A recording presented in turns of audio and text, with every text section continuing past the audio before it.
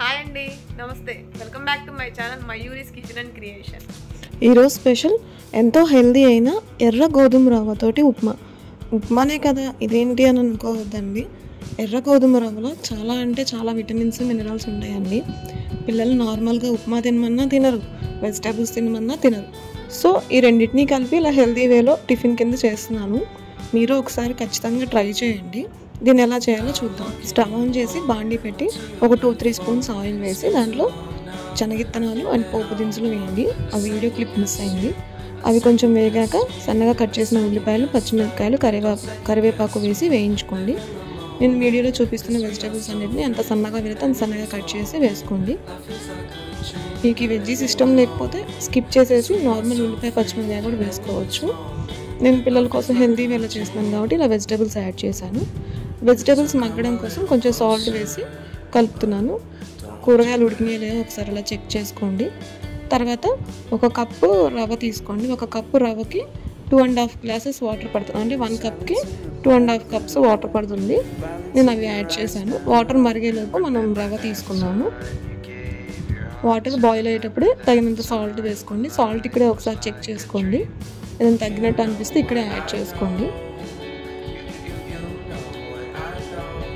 నేను ఇక్కడ ఈ ఎర్ర గోధుమ రవ్వ తీసుకుంటున్నాను. 1 కప్ తీసుకున్నాను. చెప్పా కదా, ఇది కొంచెం వాటర్ ఎక్కువ పడుతుందండి దీనికి. సో అందుకే 1 కప్కి 2.5 కప్ వాటర్ వేస్తున్నాను.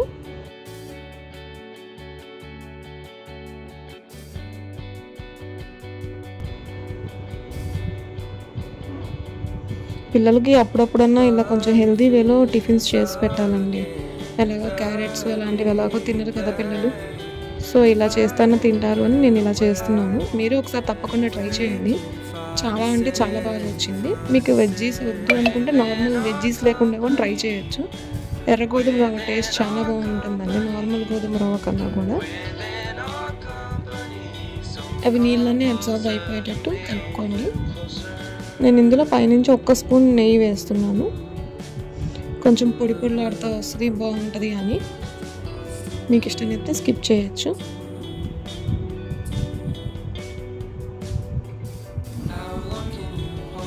అంతే అండి, కొంచెం దగ్గర పండించేయండి.